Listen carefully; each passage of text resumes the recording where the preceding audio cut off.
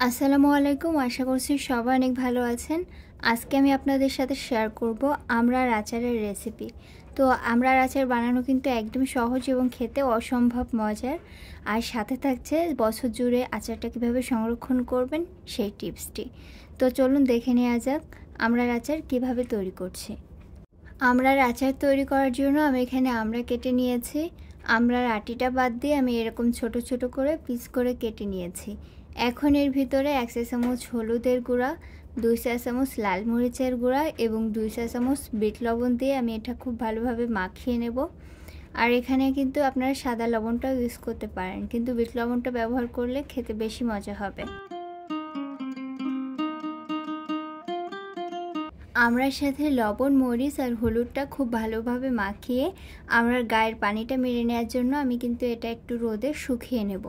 এতে করে আমড়ার আচারটা অনেক দিন পর্যন্ত ভালো থাকবে। তো আপনাদের হাতে যদি সময় থাকে তাহলে কিন্তু একটু রোদে শুকিয়ে নেবেন। আর সরাসরি কিন্তু আচারটা তৈরি করা যাবে, এতে কোনো সমস্যা নেই। কিন্তু আমরা যদি অনেক দিন পর্যন্ত আমড়ার আচারটা ভালো রাখতে চাই তাহলে কিন্তু আমড়ার গায়ের পানিটা শুকিয়ে নিলেই ভালো হয়।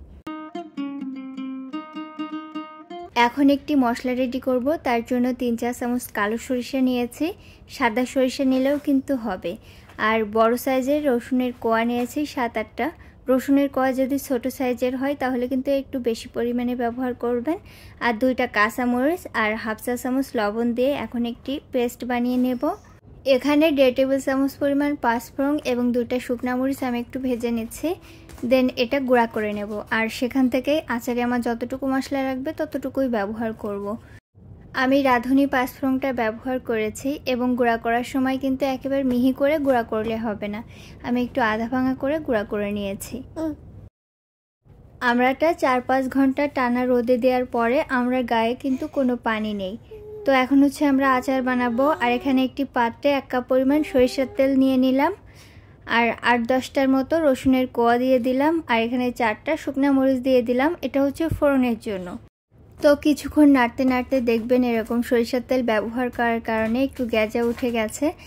দেন নেড়ে চেড়ে আমি এর ভিতরে 1/2 চা চামচ ভেজে রাখা পাঁচফোড়নের গুঁড়া দিয়ে দিলাম। তো এটা কিন্তু ফোড়নের জন্য, পরে আবার ইউজ করব। আর এখানে ওই যে বেটে রাখা সরিষা বাটার যে মশলাটা আমরা রেডি করেছিলাম সেটা দিয়ে দিলাম। এখন কিছুক্ষণ এটা নেড়ে চেড়ে নেব, মানে 1 মিনিটের মতো। দেন আমরা আমড়াটা এই তেলের ভিতর দিয়ে দেব। আমড়াগুলো নেড়ে চেড়ে মশলার সাথে খুব ভালোভাবে মিশিয়ে নিচ্ছে এবং এভাবে কিন্তু মিডিয়াম আছে আমরা কিছুক্ষণ রান্না করব। আচারটা যেহেতু আমি টক ঝাল মিষ্টি করব, এজন্য আমি এখানে এ পর্যায়ে 1/3 কাপ পরিমাণ চিনি ব্যবহার করছি। আর আমড়ার উপর কিন্তু নির্ভর করে কতটুকু মিষ্টি লাগবে আর যার যার টেস্টের ওপরে। তো আমার আমড়াটা কিন্তু খুব বেশি টক ছিল না, এর জন্য আমার এখানে 1/3 কাপ পরিমাণ চিনি লেগেছে। অনেকের অনেক কম লাগতে পারে, আবার অনেকের বেশিও লাগতে পারে। তো যার যার টেস্টের উপর নির্ভর করে আপনারা চিনিটা দিয়ে নেবেন। চিনিটা দিয়ে আমি বেশ কিছুক্ষণ নেড়েচেড়ে আমড়াটা রান্না করেছি। আর চিনির পানিতেই কিন্তু আমড়াটা অনেকটা সিদ্ধ হয়ে এসেছে। তো এই পর্যায়ে এখানে আমি 2 চা চামচ পাঁচফোড়নের গুঁড়া ব্যবহার করছি।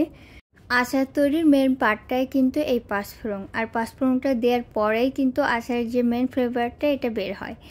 আর মশলাটা দিয়ে আমি এরকম কিছুক্ষণ ধরে নেড়েচেড়ে রান্না করে নিচ্ছি। কিছুক্ষণ পরপর আচারটা নেড়েচেড়ে রান্না করতে হবে, না হলে নিচে যদি পোড়া লেগে যায় তাহলে কিন্তু আচারটার টেস্টটাই নষ্ট হয়ে যাবে। আচারটা নাড়তে নাড়তে খুব সুন্দর একটা কালার চলে এসেছে আচারের ভিতরে। এখন আচারটা যাতে অনেক দিন পর্যন্ত ভালো থাকে এর জন্য আমি এর ভিতরে ভিনেগার ব্যবহার করব। আর এই ভিনেগারটা ব্যবহার করার কারণে কিন্তু আচারটা অনেক দিন পর্যন্ত ভালো রাখতে পারবেন। এখানে 1/3 কাপ পরিমাণ আমি ভিনেগার ব্যবহার করছি, আর ঠিক চুলা থেকে নামানোর 20 মিনিট আগে।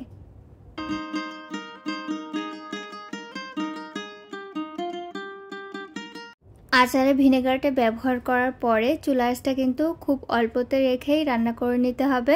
চুলা আঁচটা কিন্তু এই পর্যায়ে হাই করে দেওয়া যাবে না। তো এইভাবে কিন্তু আমরা 20 মিনিট রান্না করে নেব।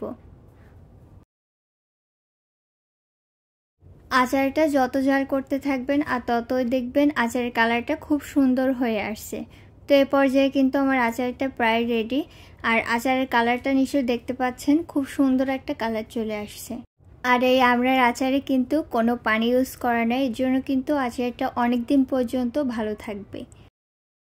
আচার তৈরি হয়ে গেলে এটা ঠান্ডা করে দেন আমরা একটা কাচের বয়মে ভরে নেব। আর আচার কিন্তু কাচের বয়মে রাখলে বাজে কোনো গন্ধ হয় না, আচারটা অনেক দিন পর্যন্ত ভালো থাকে।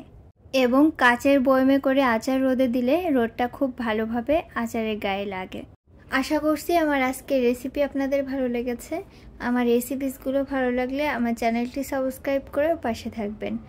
আর কোনো মতামত থাকলে অবশ্যই কমেন্ট সেকশনে জানাবেন। আজকের মতো এখানেই বিদায় নিচ্ছি। আল্লাহ হাফেজ।